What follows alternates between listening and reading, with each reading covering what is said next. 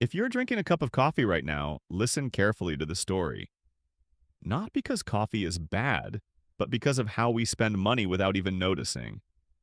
Daniel is 27 years old. He lives in New York City. He's not a millionaire. He didn't win the lottery. He didn't build a startup. Daniel is just a regular office worker earning around $62,000 a year. But there's one thing different about him. Over 7 years, Daniel managed to save $32,000.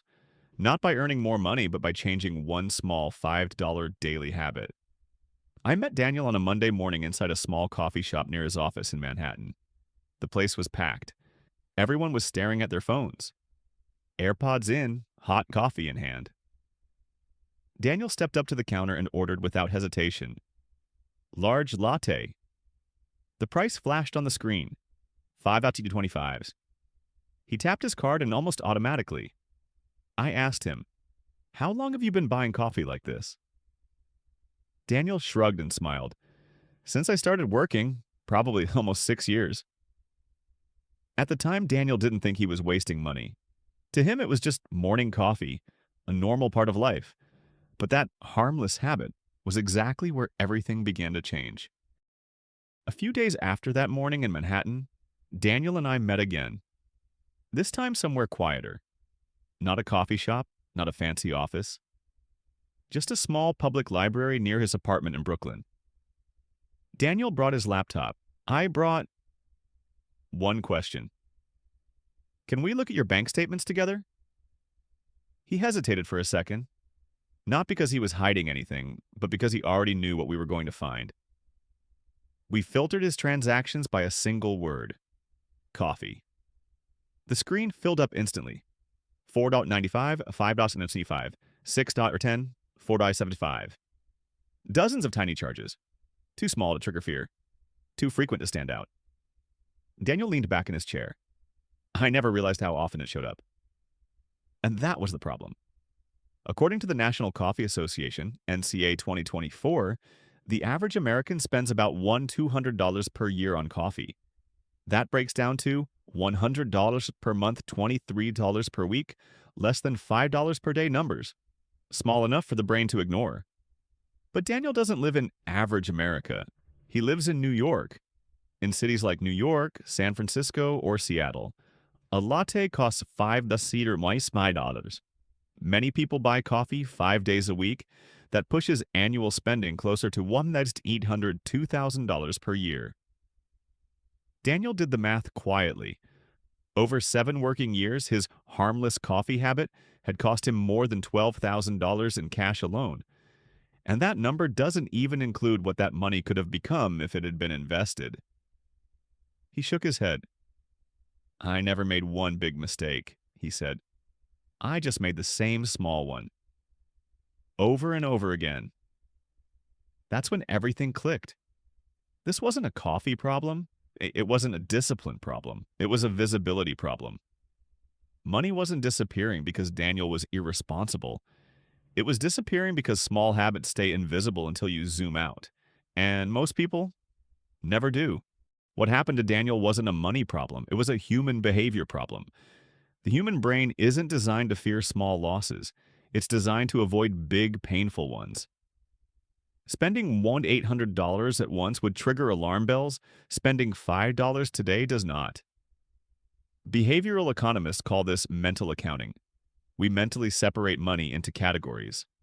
Rent, serious money, bills, necessary money, coffee, harmless money. Daniel never thought of coffee as spending. He thought of it as part of his morning, and that's why it slipped through unnoticed. There's another force at work here, present bias. The brain strongly prefers immediate comfort over delayed security. A latte gives warmth, focus, and routine right now. Saving gives nothing you can feel today. So every morning, Daniel's brain made the same trade. A small reward now in exchange for an invisible cost later. Not because he was careless, but because the system was designed that way. The most dangerous financial habits aren't dramatic. They're automatic. No decision, no debate, just repetition. Daniel stared at the transaction list on his screen and said quietly, I never chose to spend this much. It just happened. And that sentence explains why so many people stay stuck. Money doesn't disappear because of one bad decision. It disappears because of thousands of tiny ones made on autopilot. And unless something forces you to zoom out, you never see the pattern. Daniel didn't ask me how to quit coffee. That surprised me. I thought you were going to tell me to stop buying it, he said. I shook my head. Quitting a habit is hard, I replied. Redirecting it is much easier. Daniel's problem was never the latte.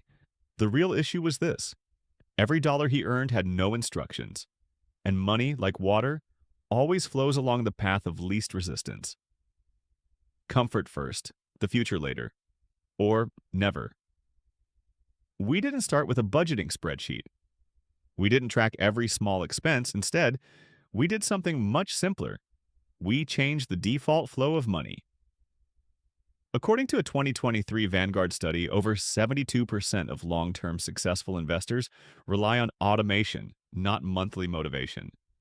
Because motivation gets tired. Systems don't.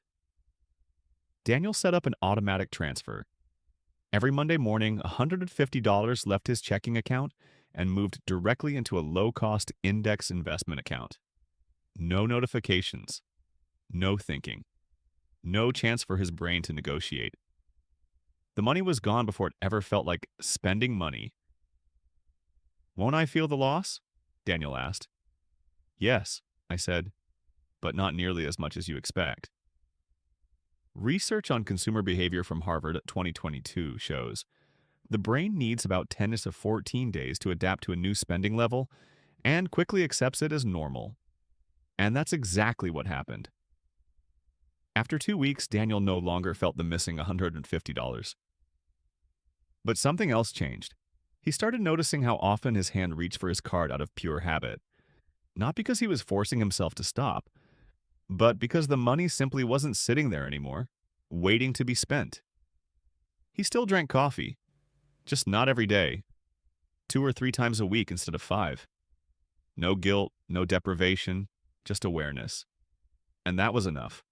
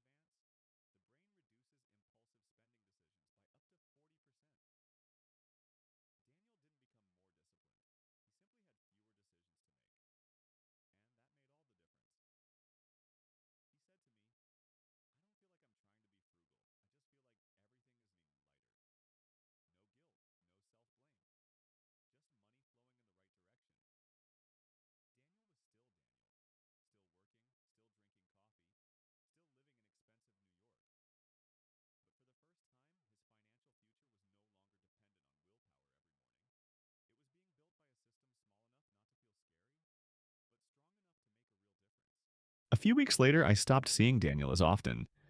Not because he was busier, but because he no longer needed to talk about money all the time. Money had moved out of the center of his thoughts, and that was the most interesting change of all. Daniel didn't become obsessed with investing. He didn't check charts every day. He didn't read financial news every morning. His life continued as usual.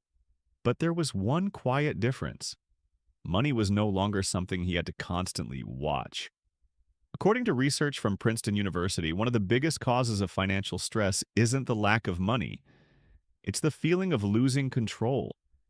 Daniel began to regain that sense of control, not by earning more, not by spending less, but by letting money move in the right direction, even when he wasn't paying attention to it. He once said something very simple to me. For the first time, I'm not afraid of the future anymore. Not because I'm richer, but because I know I'm moving in the right direction. And that's the point most people miss. Financial freedom doesn't come from a number. It comes from trust. The trust that small actions today are quietly working for tomorrow. You don't need to change your entire life. You don't need to become a different person. You just need a system smart enough to do the right thing when you're tired, when you're busy, when motivation runs out. Because discipline eventually gets exhausted. Systems do not. Daniel didn't defeat money. He simply stopped letting money quietly defeat him. And sometimes that alone is the biggest step forward an ordinary person can make.